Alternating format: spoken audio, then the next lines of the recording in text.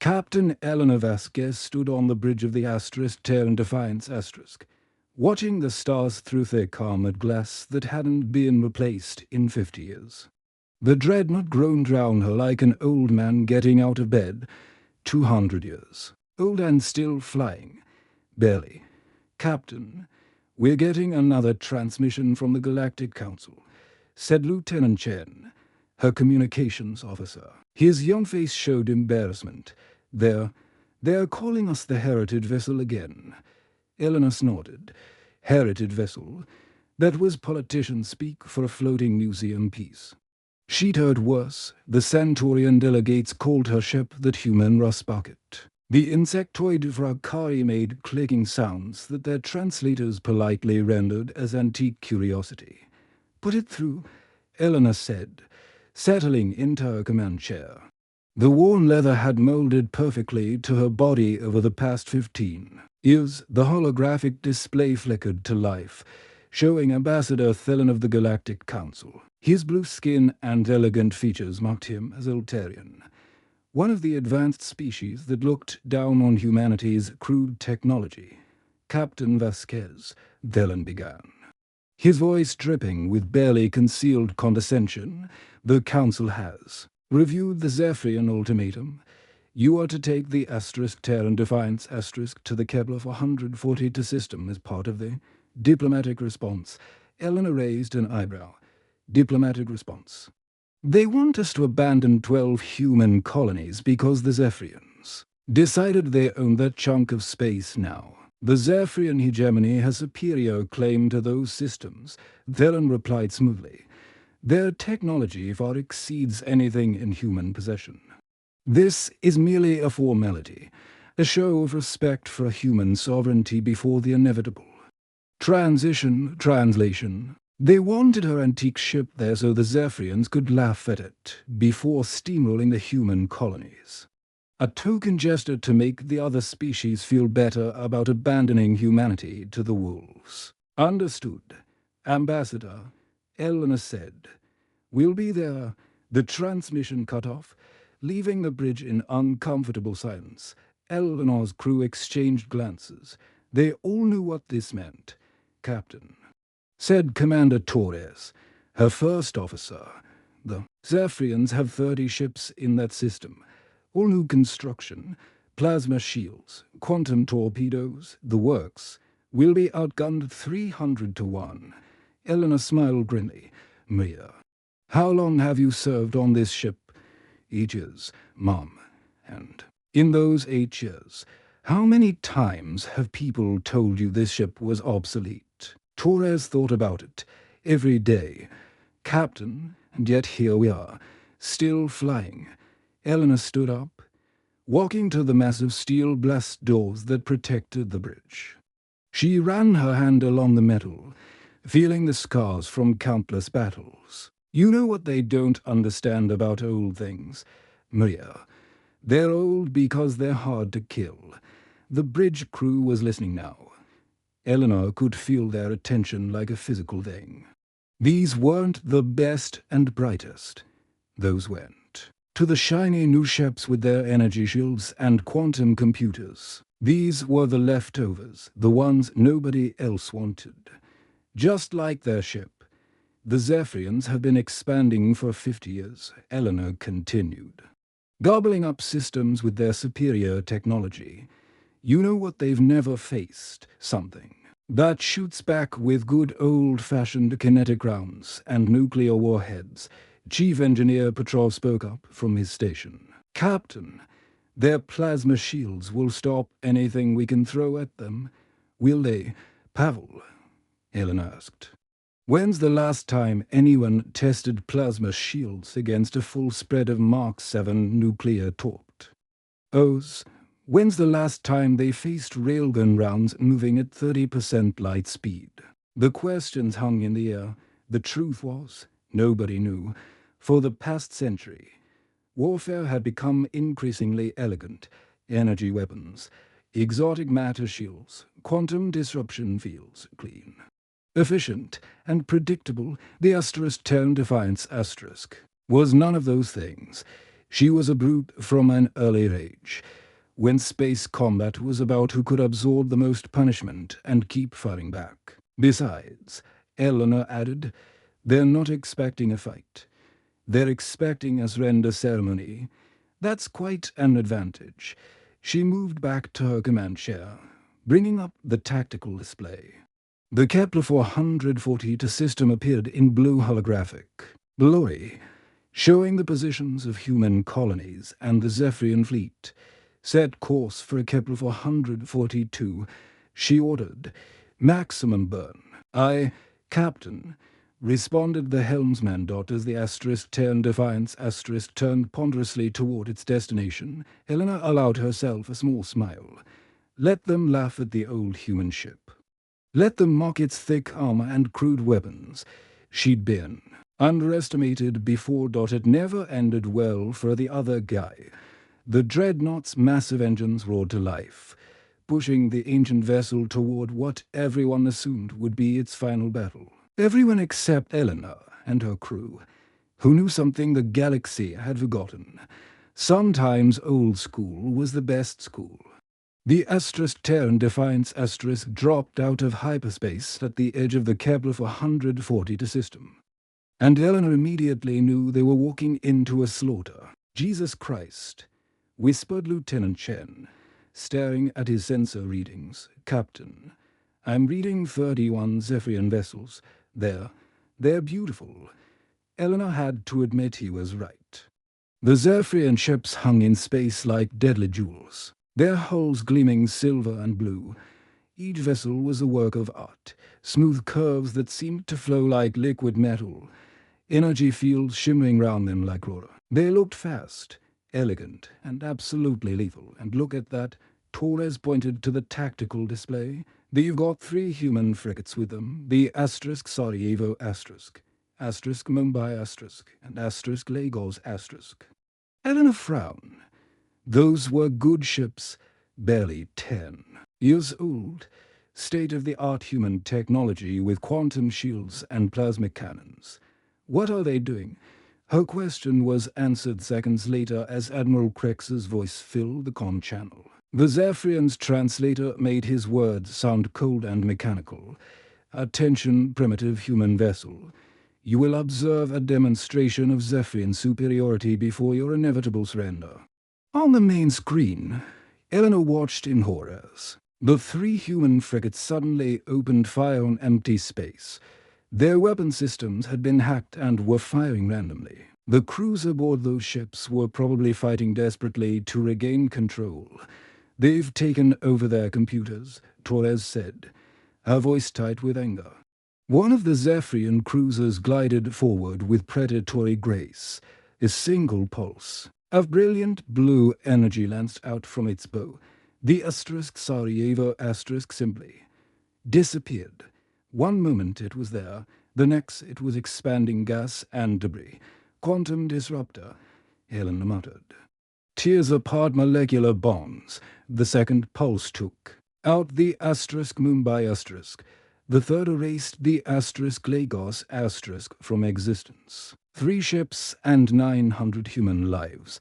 Gone in 15 seconds. Admiral Crex's laughter echoed across the comm channel. Your newest vessels are toys compared to Zephyrian engineering. What hope does your ancient relic have? Helena felt her crew's eyes on her. They were scared. Hell, she was scared. But fear was just another piece of data to process. All stations, this is the captain, she announced over the ship's intercom. We are implementing Protocol Ancestor. Repeat, Protocol Ancestor is now in effect. The bridge went dead silent. Protocol Ancestor was a combat doctrine from the bloodiest days of human space warfare, back when ships were built like flying fortresses, and battles lasted for days. It hadn't been used in over 50 years. Battle. Eleanor called to her chief engineer.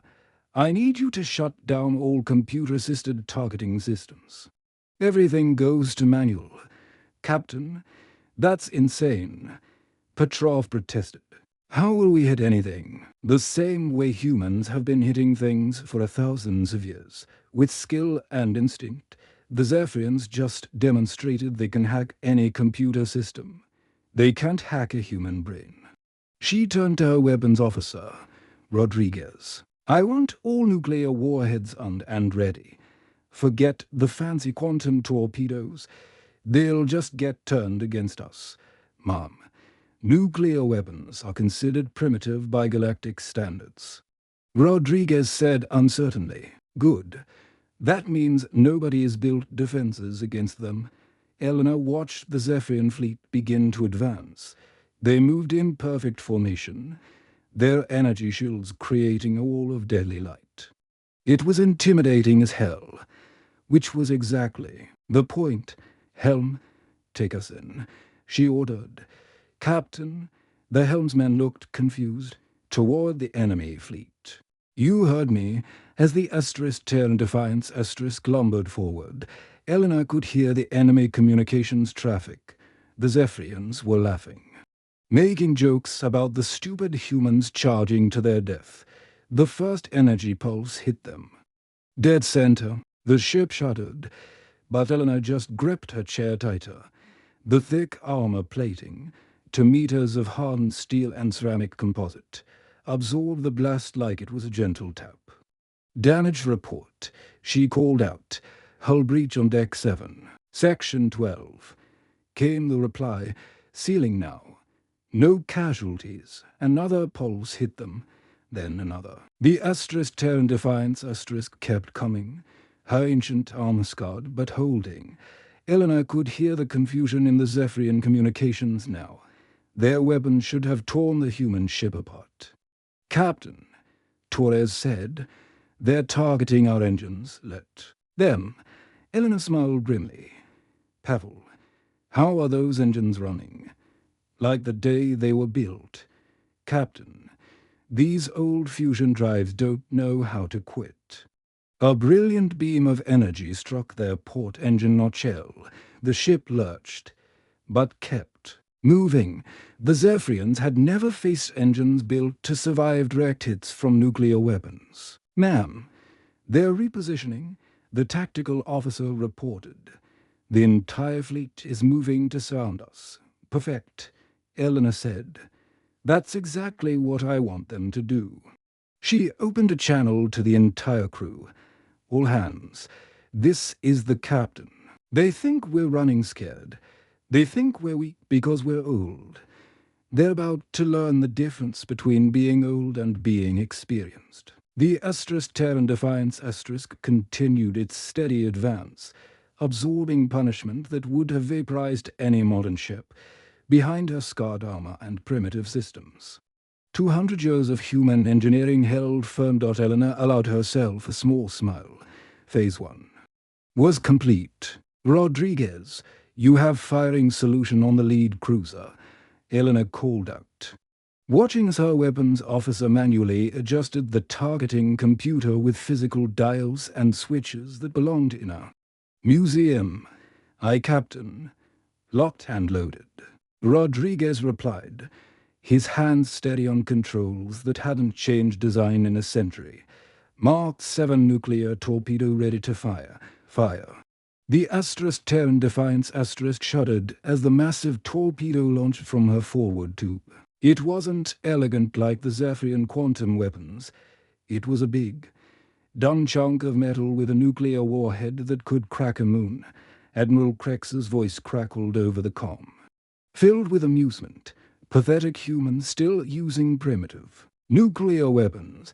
Our plasma shields will absorb that toy easily. Eleanor watched the torpedo streak toward the lead Zephyrian cruiser. Its simple guidance system immune to the electronic warfare that had crippled the human frigates. The beautiful alien ship didn't even bother to move. Its shimmering energy shield would handle this crude attack.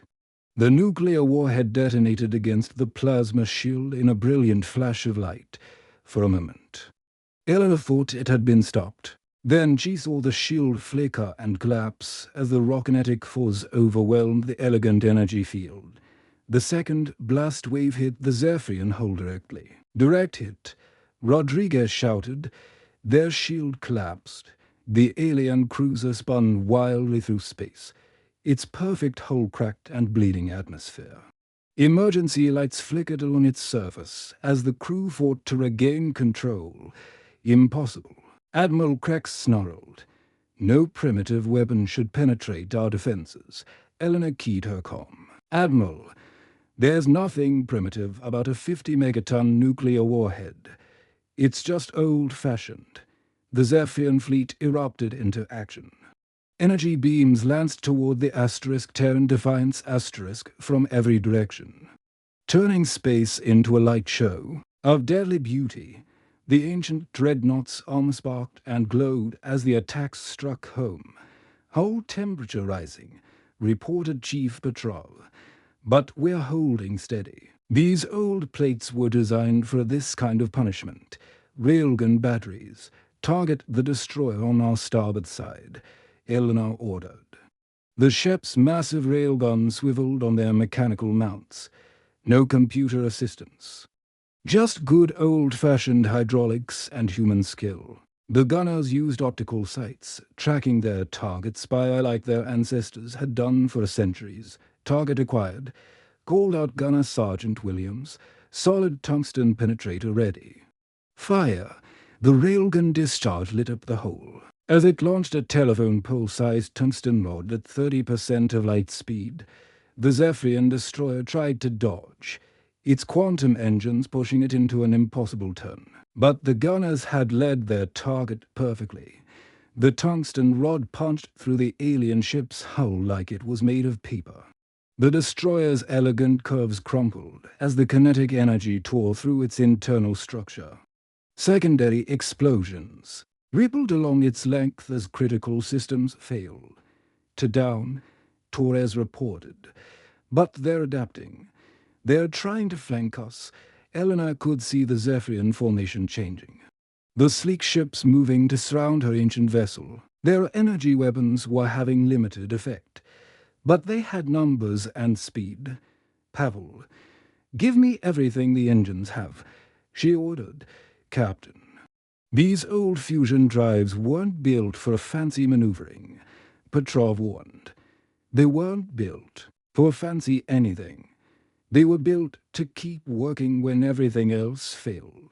The Terran Defiance began to turn, her massive bulk moving with surprising grace. The Zephyrians had expected her to lumber along predictably, but Eleanor was using the ship's weight as a weapon.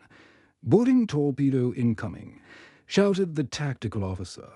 Eleanor saw it on the display, a sleek Zephyrian craft designed to latch onto. Enemy hulls and discharge troops, standard galactic warfare practice.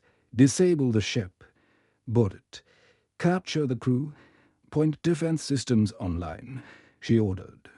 The Terran Defiance's point defense wasn't elegant energy grids or quantum fields. It was good old-fashioned rotary cannons, six-barreled monsters that spat out thousands of rounds per minute.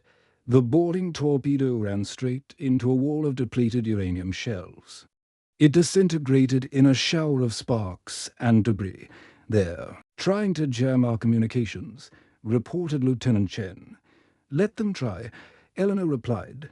We're using hardwired systems from the 23rd century. Good luck jamming copper wire and radio waves. Another Zephyrian cruiser moved in close, its energy weapons charging for a point-blank shot.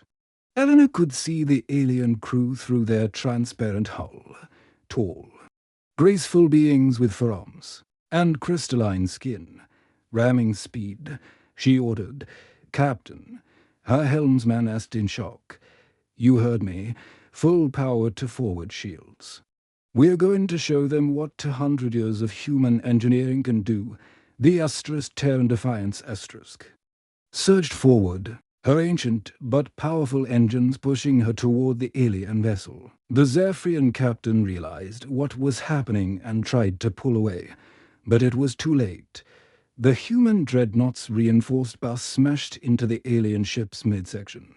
The beautiful curves of the Zephyrian hull crumpled like an eggshell. Against the brutal geometry of human military engineering, hull breach on our forward section, reported damage control, but the bulkheads are holding. Eleanor watched as the Zephyrian ship broke apart, its crew evacuating in escape pods. The aliens were learning a hard lesson about the difference between elegant and effective. Admiral Krex. She broadcast on all frequencies. Still think human. Technology is primitive. The silence that followed was answer enough. Admiral Krex stared at his tactical display in growing horror. 7 of his ships were gone. Not damaged, not disabled, but completely destroyed by weapons his scientists had dismissed as museum pieces. The human dreadnought continued its relentless advance, shrugging off energy attacks that should have vaporized it. "Sir," his tactical officer reported, his voice trembling. "The Terran Defiance is launching another nuclear spread. Impossible," Krex snarled. "No ship can carry that many nuclear weapons." But Eleanor's ship proved him wrong again. 6 more torpedoes streaked toward his formation, their crude guidance systems immune to Zephyrian jamming.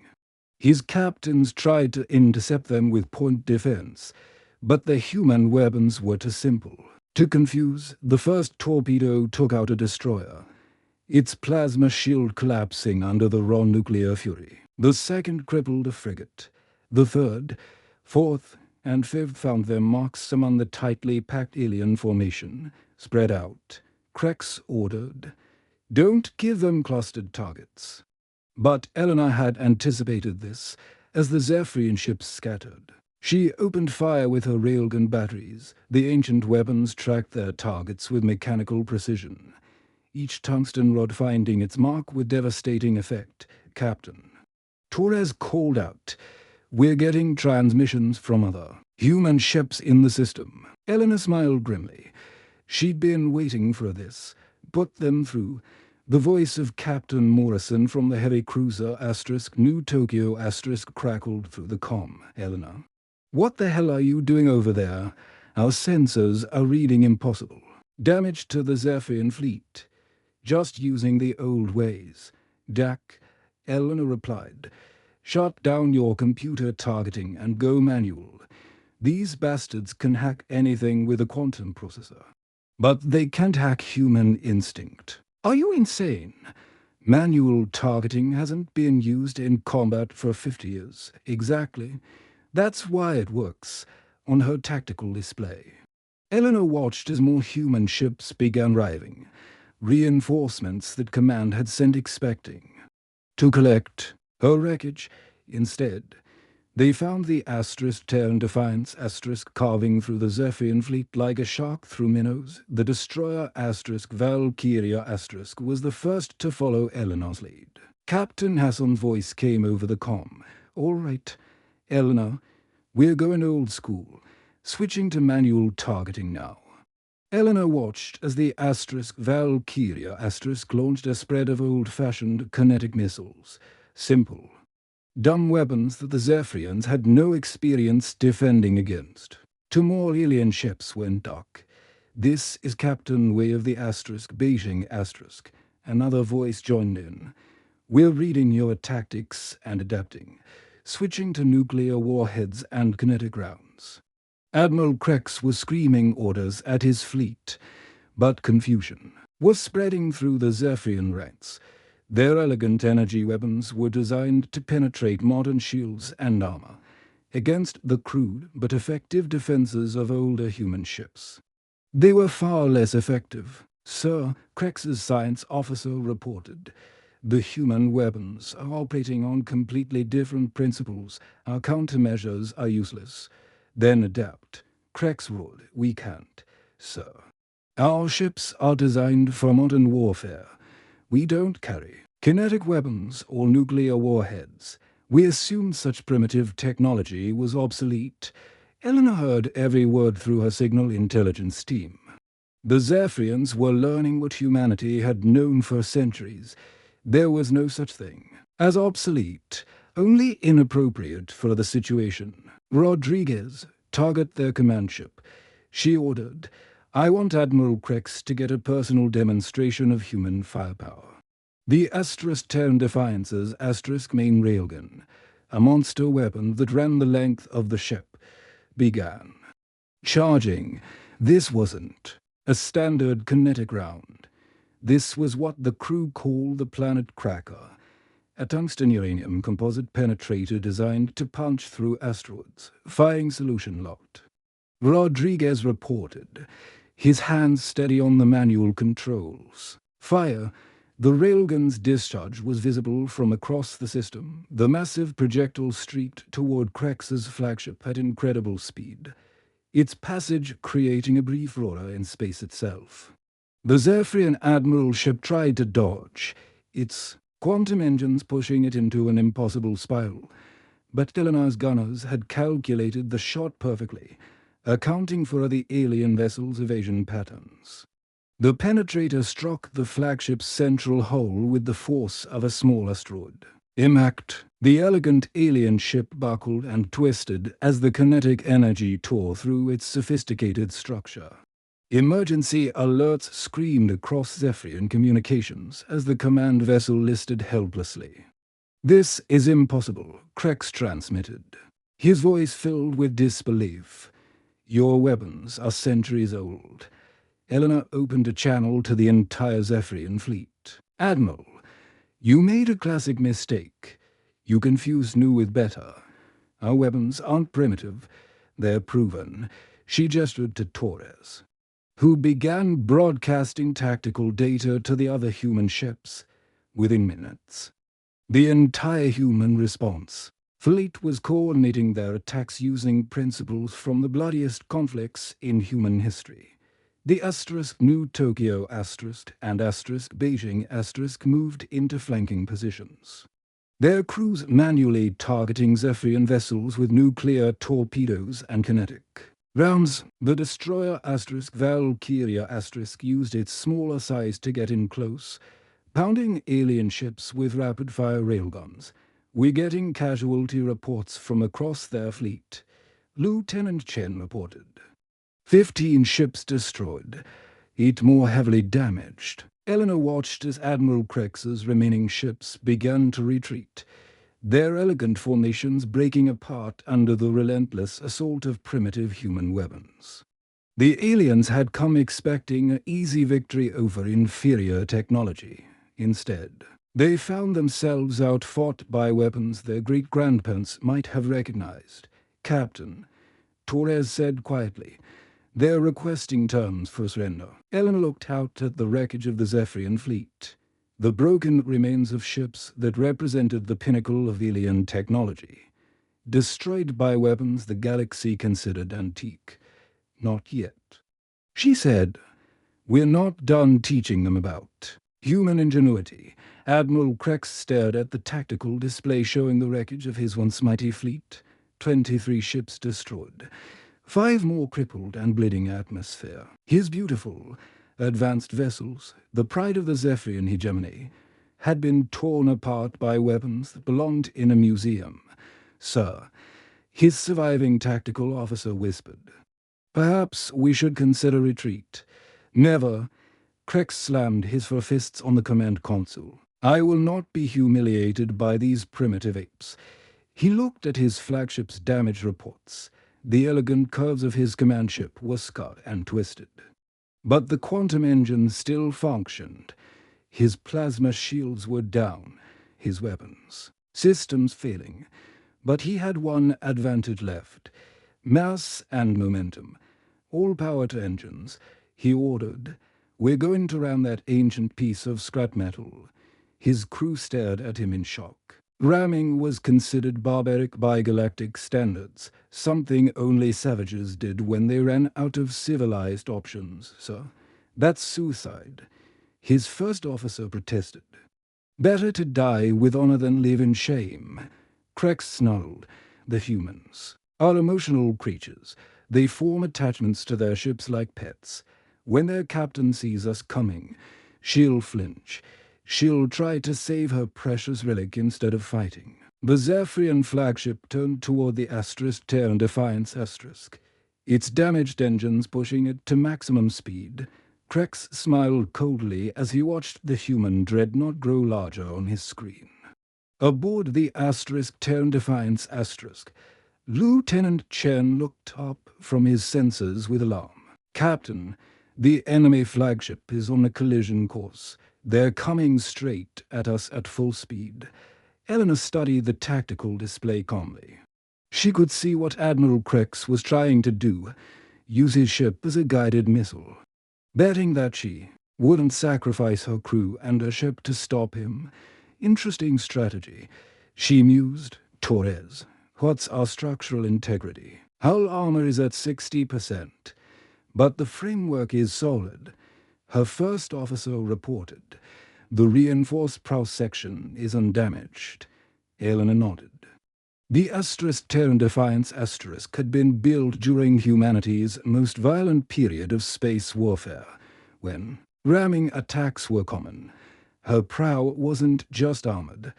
It was designed specifically to survive and deliver devastating ramming attacks. "Captain," the helmsman said nervously, "should we change course to avoid collision?" "Negative," Eleanor replied firmly. "All hands, brace for impact. Helm, adjust our heading to degrees starboard. I want to head them with our reinforced bow section." The bridge fell silent except for the hum of machinery. Eleanor's crew trusted her completely. But this seemed like madness, a head-on collision with the ship traveling at tremendous speed. "He thinks we're going to flinch," Eleanor explained calmly. "He thinks humans are too emotional to make the hard choice. He's about to learn that humans don't just make hard choices. We've been making them for thousands of years." On the Zephyrian flagship, Admiral Krex watched with growing confidence as the distance closed. Any moment now. The human ship would try to turn away. Any moment now. Their captain would show the weakness he expected from inferior species. But the Terran Defiance held course, her ancient bulk aimed directly at his ship's center mass. "Sir," his pilot said with growing panic, "they're not turning away. They have to," Krex insisted. No captain would sacrifice their ship like this. 1 kilometer, 500 meters, 200 meters. "They're really going to hit us." Someone screamed Dot at the last second. Krex realized his fatal error. He wasn't facing a modern captain trained in elegant warfare. He was facing a human commander whose ship had been built for exactly this kind of brutal combat. The collision was spectacular. The Zephyrian flagship's graceful hull crumpled like an eggshell against the Terran Defiance's asterisk. Reinforced prow. 200 years of human military engineering proved superior to alien elegance, as the dreadnought's brutal design did exactly what it was built to do.